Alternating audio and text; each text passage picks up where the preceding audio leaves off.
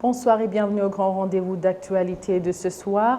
Au Rwanda, le programme de vaccination continue et en province, la priorité est constituée par les personnes âgées de plus de 50 ans qui expriment leur gratitude après avoir reçu une dose de vaccin.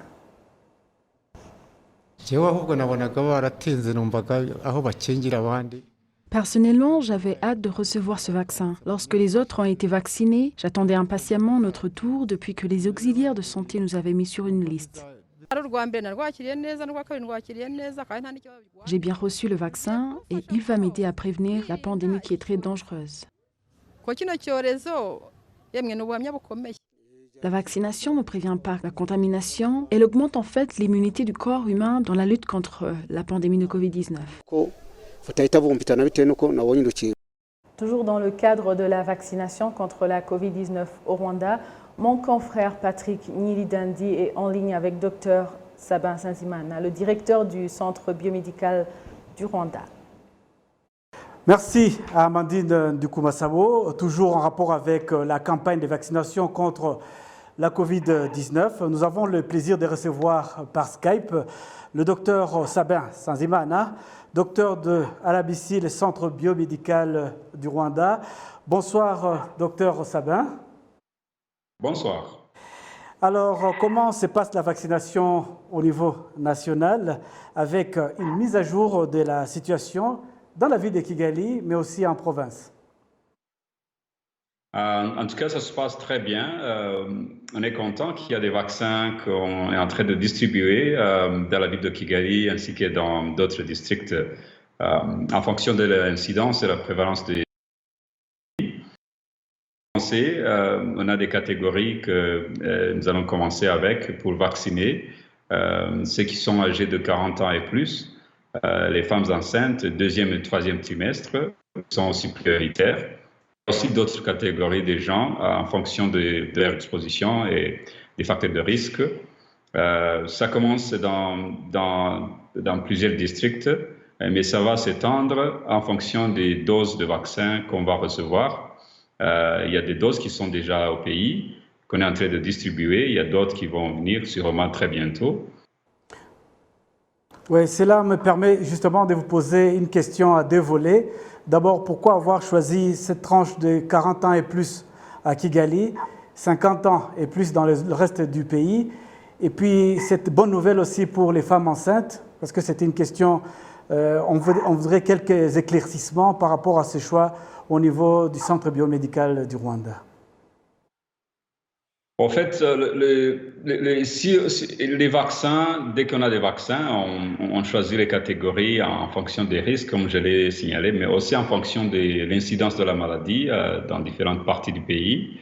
Kigali a été très affecté. On sait, avec les données que nous avons, l'incidence dans la ville de Kigali était très élevée. Dans d'autres districts, il y a à peu près 11 districts dans tout le pays qui étaient dans le confinement il y a quelques jours. Et c'est dans ces mêmes districts qu'on est en train d'accélérer la vaccination. Et Kigali vient en premier lieu, justement pour cet effet, mais aussi pour protéger le plus de personnes possible, pour qu'il n'y ait pas une transmission encore qui va ressurgir. Quant aux femmes enceintes, les données actuelles nous montrent que dès qu'elles sont infectées, c'est très compliqué de gérer la situation. Elles peuvent facilement progresser vers des cas sévères ou même perdre des vies. C'est pourquoi ils sont actuellement considérés comme des groupes prioritaires et qu'il faut vacciner surtout ceux qui sont dans le deuxième et troisième trimestre de grossesse. Oui, merci beaucoup, docteur Savin. Juste la dernière question. Disposons-nous ici au Rwanda des quantités suffisantes de vaccins pour pouvoir donner la première dose et la deuxième aux personnes qui attendent? Écoutez, on ne stocke pas les vaccins en fait ici au Rwanda. Notre principe, dès que les doses arrivent au Rwanda, on va les distribuer le plus rapidement possible. On a reçu des doses dans les jours passés. À 2 jours, on a reçu plus de 200 000. Et ces mêmes doses qui sont en train d'être distribuées, il y en aura d'autres. On voit que chaque semaine, chaque 2 semaines, il y aura des quantités de vaccins qui vont continuer à arriver au Rwanda. Et notre principe, c'est qu'on les distribue le plus rapidement possible en fonction de ce plan qu'on a élaboré. Et de quels vaccins disposons-nous? De quels homologués par les Rwandais? Il y a plusieurs vaccins. Quels sont les vaccins acceptés par le pays? Bon, il y a quand même un grand nombre de vaccins qui sont actuellement disponibles dans le monde, mais au Rwanda, jusque-là, on a homologué à peu près 4 types de vaccins. Actuellement, on est en train d'utiliser le vaccin Pfizer. C'est le même vaccin avec lequel on a beaucoup plus de quantité. Et il y en a d'autres types de vaccins qu'on a déjà utilisés, mais je vais dire, notre principe, critère, c'est que c'est les vaccins qui sont approuvés par l'Organisation mondiale de la santé et les vaccins qui sont aussi approuvés par notre agence qui aussi doit faire des étapes de vérification et d'approbation. Donc c'est comme ça, on n'est pas limité à un seul ou 2 types de vaccins, mais le principe c'est qu'on ait des vaccins de bonne qualité et qui vont nous aider à lutter contre le Covid et aussi à lutter contre les variants de ce virus qui ne cessent d'augmenter. Merci beaucoup, Dr Sabin Nsanzimana. Je rappelle aux téléspectateurs que vous êtes le directeur général de RBC, le Centre biomédical du Rwanda. Merci beaucoup. Bonne soirée. C'était mon confrère Patrick Nilidandi qui s'était entretenu avec Dr Sabin Nsanzimana. Continuons sur la page nationale au moment où le président de la République centrafricaine, Faustin Archange Touadéra, est attendu au Rwanda ce jeudi. La télévision rwandaise vous propose certains points qui caractérisent la coopération du Rwanda et de la Centrafrique. La coopération du Rwanda et la Centrafrique s'est davantage développée depuis 2014 lorsque le Rwanda a déployé pour la première fois des militaires dans le cadre de la mission onusienne de maintien de la paix MINUSCA. Le Rwanda est le 3e à avoir un effectif important de militaires et des agents de police dans cette mission onusienne. À ce moment-là, les militaires rwandais ont aidé dans le maintien de la sécurité dans différentes zones de la ville de Bangui et dans la protection des dirigeants de ce pays, en l'occurrence Mme Catherine Samba Panza, ancienne présidente d'honneur, et le président Faustin Archange Touadéra, élu après elle. En octobre 2019, le président de la République, Paul Kagame, a visité la Centrafrique où on lui a exprimé le remerciement pour la contribution du Rwanda dans le maintien de la sécurité en Centrafrique. On lui avait alors attribué la médaille du Grand Croix de la reconnaissance comme preuve de la reconnaissance. Le président Kagame avait alors fait observer qu'avec la collaboration, les 2 pays pourraient atteindre diverses réalisations. Both countries have endured the difficult... Nos 2 pays ont sans aucun doute traversé des moments difficiles, mais aucun pays n'est sombre éternellement dans son histoire.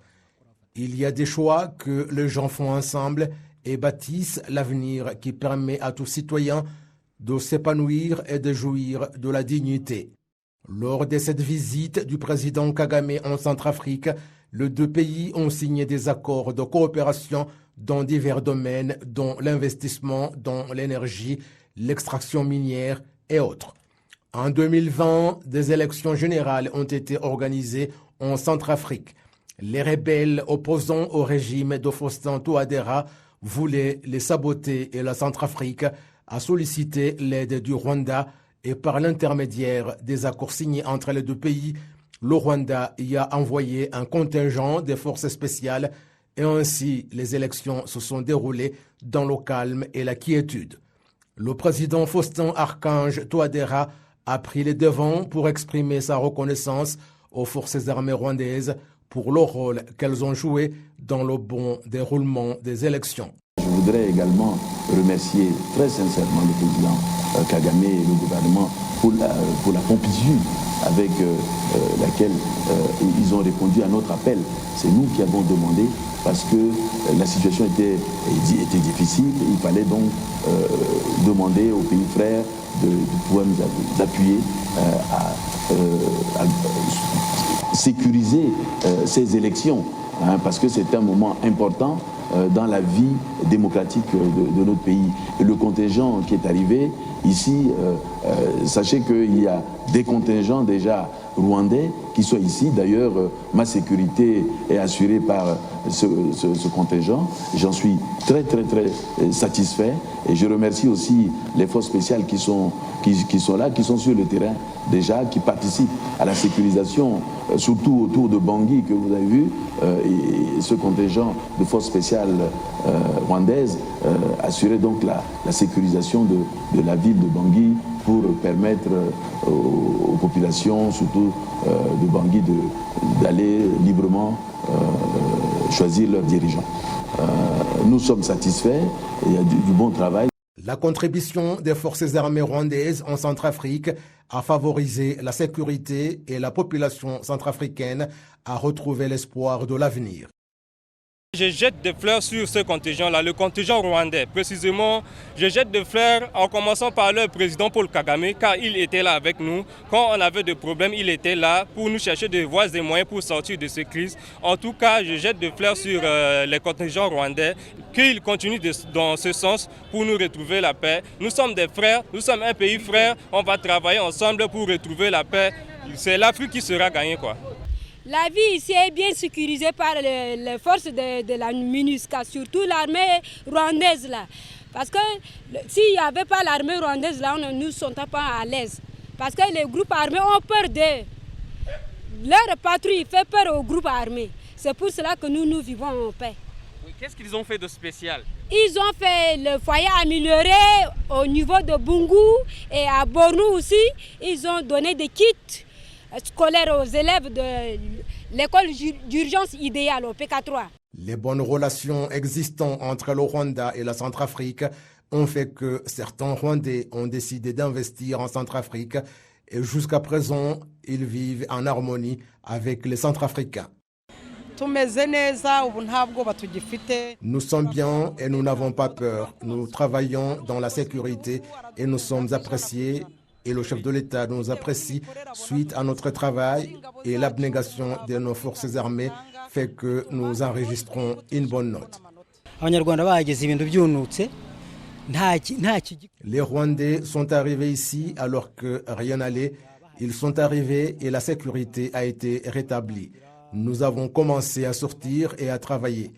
Nous avons retrouvé notre dignité grâce à nos militaires et les citoyens centrafricains nous considèrent comme des frères. Alors que les citoyens et les militaires de ce pays fuyaient, nous avons vu les Rwandais les approcher et leur dire qu'il n'y a pas de problème. Nous jouissons maintenant de la sécurité. Les bonnes relations existant entre le Rwanda et la Centrafrique ont également été renforcées par la société de transport aérien Rwandair qui a débuté le vol Kigali-Bangui en février 2021. Toujours à propos de la visite du président de la République centrafricaine au Rwanda, mon confrère Kassim Youssouf s'est entretenu avec M. Aruna Douamba, président de l'ONG internationale ANA Aimons notre Afrique. Il revient notamment sur l'importance de cette visite. La visite du président de la République centrafricaine en terre rwandaise est une reconnaissance, est qualifiée comme une reconnaissance du peuple centrafricain envers le peuple rwandais. Parce qu'il faut dire que dans toute l'Afrique, la République centrafricaine étant un pays qui a eu de multiples crises, un pays dont il y a eu des crises à répétition, alors le Rwanda a prêté main forte à la République centrafricaine dans le but de pouvoir barrer chemin aux détracteurs de la République centrafricaine. Et nous avons vu en décembre et en janvier où il y a eu le coup d'État manqué, il faut dire que les forces rwandaises, les forces spéciales rwandaises qui sont arrivées à Bangui ont joué un grand rôle pour rétablir, pour éviter non seulement ce coup d'État, mais éviter, rétablir aussi la paix en République centrafricaine. Donc cette visite est qualifiée comme une reconnaissance du peuple centrafricain envers le peuple rwandais. Monsieur Aruna, après les élections générales de décembre 2020, tenues avec l'assistance sécuritaire des militaires rwandais, comme vous le disiez, quelle est la situation qui prévaut aujourd'hui à Bangui et dans toute la Centrafrique en général? Ben, écoutez, il faut dire que à Bangui, le rôle qu'a joué les forces rwandaises, il faut parler déjà des forces spéciales que la Rwanda a déployées au niveau de la République centrafricaine, mais en même temps aussi il faut parler des casques bleus rwandais qui sont en République centrafricaine, qui aujourd'hui font la fierté du peuple africain, parce que les casques bleus rwandais sont les seuls au sein de la MINUSCA, de cette force onusienne, qui jouent réellement leur rôle, qui contribue à ramener la paix en République centrafricaine. Sinon, il y a trop, les Centrafricains étaient tellement déçus des autres forces africaines qui sont en République centrafricaine, mais qui ne jouent pas réellement le jeu de la paix, mais qui jouent le jeu des détracteurs de la République centrafricaine. Donc, il faut dire que depuis ces élections, dont on a vu la réélection du président Faustin Archange Touadéra, il faut dire que grâce à cette force rwandaise, les forces spéciales et aussi les forces onusiennes, il faut dire qu'aujourd'hui, la paix revient dans le pays. Bangui fait bon vivre. Vous allez rester, vous qui êtes à l'étranger, vous allez peut-être entendre des détracteurs qui font toujours de la propagande pour montrer un autre visage toujours de la République centrafricaine. Mais je peux vous rassurer que grâce à l'intervention des Rwandais, aujourd'hui, la République centrafricaine, que ce soit dans la capitale ou dans toute la Centrafrique, il faut dire les forces rwandaises sont aujourd'hui vues. Le Rwanda est vu comme un peu frais, pas un peuple ami, mais un peuple frère de la République centrafricaine. Les Rwandais qui sont en République centrafricaine se comportent comme s'ils étaient à Kigali, ceux qui sont à Bangui, ils se comportent comme s'ils étaient à Kigali, ils sont chez eux, ils sont à l'aise et ils vivent en parfaite harmonie avec le peuple centrafricain. Alors, d'après ce que vous dites, est-ce que les Rwandais peuvent affirmer avec fierté que la population centrafricaine apprécie la contribution du Rwanda dans la stabilisation de leur pays? Mais absolument, nous ne parlons pas que de la population centrafricaine, nous parlons du peuple africain. Le peuple africain aujourd'hui est fier du peuple rwandais, est fier de l'armée rwandaise, parce que il faut dire, c'est des vérités qui font peut-être mal, mais aujourd'hui le peuple centrafricain, la visite du président de la République centrafricaine, le professeur Faustin Archange Touadéra à Kigali aujourd'hui, c'est une visite historique, c'est une visite qui marque une grande reconnaissance d'un peuple envers leurs frères. Donc le peuple rwandais doit être fier de tous ceux qui ont été envoyés, parce qu'en dehors de l'armée, il y a eu des médecins qui sont en République centrafricaine pendant pour aider les Centrafricains dans le Covid. Nous avons eu des appareils qui sont arrivés de Kigali à Bangui pour pouvoir aider le peuple centrafricain à mieux dépister le coronavirus. Donc il faut dire que le peuple rwandais doit être très très fier de l'acte qu'a posé le président Paul Kagame, qui a montré encore une fois qu'il est un panafricaniste. Il est un président qui a de l'amour pour le continent africain et il est là aussi pour aider les pays africains qui sont en difficulté comme la République centrafricaine. Et voilà qu'il a accepté la main tendue du président Faustin Archange Touadéra qui a demandé de l'aide à ses frères. Et aujourd'hui, nous Africains, c'est une fierté pour nous et nous profitons pour dire à tous les autres pays africains de suivre l'exemple du Rwanda. C'était mon confrère Kassim Youssouf qui faisait une petite observation autour de la visite du président Faustin Touadéra au Rwanda.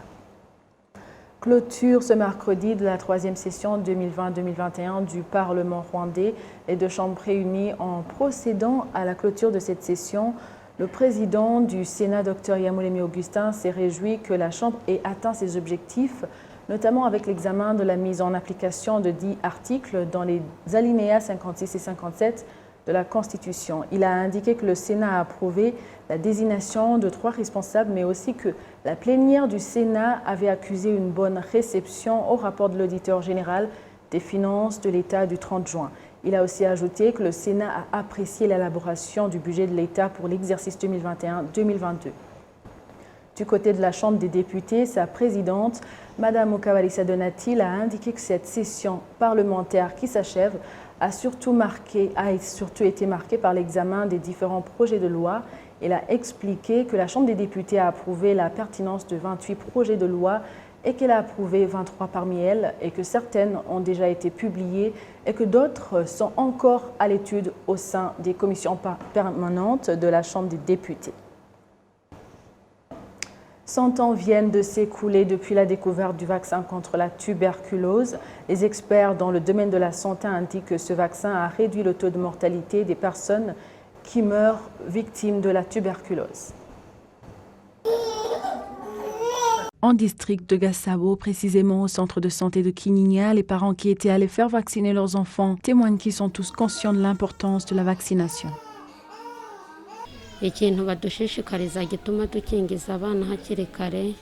J'ai fait vacciner mon enfant contre la tuberculose et c'est une protection qui non seulement prévient cette maladie, mais également augmente son système immunitaire.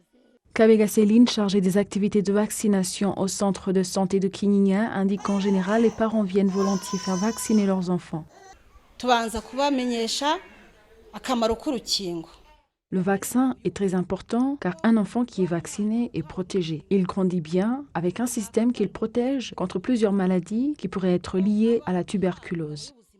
Le vaccin de la tuberculose qui date de 100 ans est l'un des 13 vaccins qui sont octroyés au Rwanda dans le programme de vaccination nationale. BCG, connu comme Bacille Calmette-Guérin, a été découvert par 2 experts français et au Rwanda, il a commencé à être dispensé en 1909. Dr Bilingiro Rusisibo du Centre biomédical du Rwanda souligne que parmi plus de 350 000 enfants qui naissent chaque année au Rwanda, plus de 99% reçoivent le vaccin contre la tuberculose.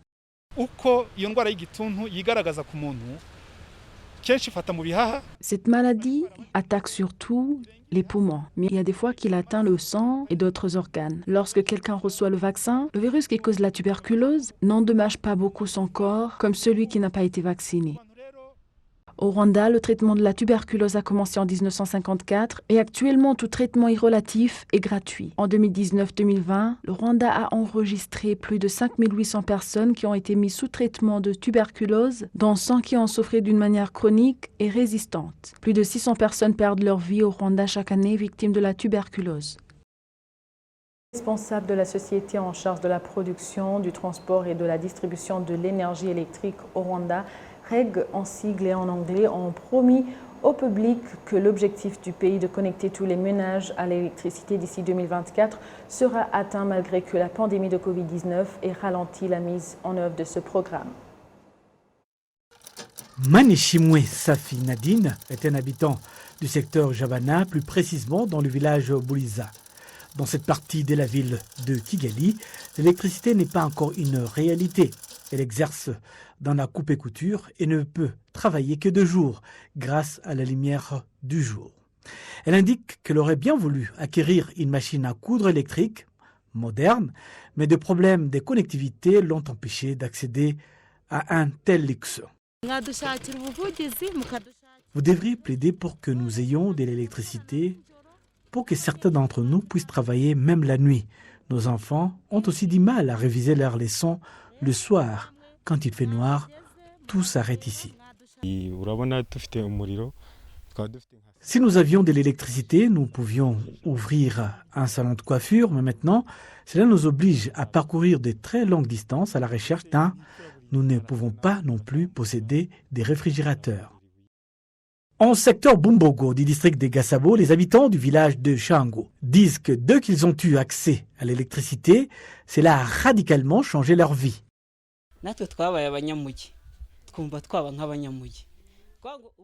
Maintenant, vous ne pouvez pas nous différencier de ceux qui vivent dans les zones urbaines.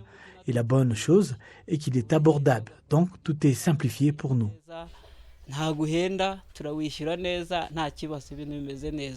Dans le budget 2020-2021, environ 178 000 ménages étaient connectés au réseau national électrique, alors que le Rwanda et le reste du monde étaient menacés par la pandémie de Covid-19 et continuent d'affecter différents secteurs économiques. Toutefois, d'après le PDG de REG, Ron Wins, Malgré les défis posés par la pandémie, l'objectif du Rwanda de fournir de l'électricité à tous les ménages sera atteint selon les prévisions, c'est-à-dire en 2024. Le professeur Tombola Gustave, vice-chancelier de l'Université de Kigali et économiste, affirme que l'électricité est essentielle lorsqu'il s'agit de changer rapidement la vie des communautés. L'électricité facilite les affaires, génère également des revenus pour le pays, mais aussi son économie. C'est donc une situation gagnant-gagnant. Le REG, par la voix de son PDG Ron Wyss, s'est dit convaincu que les 670 milliards de francs rwandais nécessaires pour garantir que tous les ménages auront accès à l'électricité d'ici à 2024 seront également disponibles. Plus de 1,7 million de foyers, soit 65% de tous les foyers du Rwanda, ont actuellement accès à l'électricité. 1 268 ménages, soit 47,2%, ont reçu de l'électricité du réseau national et 482 000 autres, soit 17,8%, ont reçu de l'électricité à partir d'autres sources d'énergie et les réseaux, dont l'énergie solaire. Le pays produit actuellement 235,6 MW d'électricité, tandis que d'ici 2024, 556 MW seront nécessaires pour que tous les ménages rwandais aient accès à l'électricité.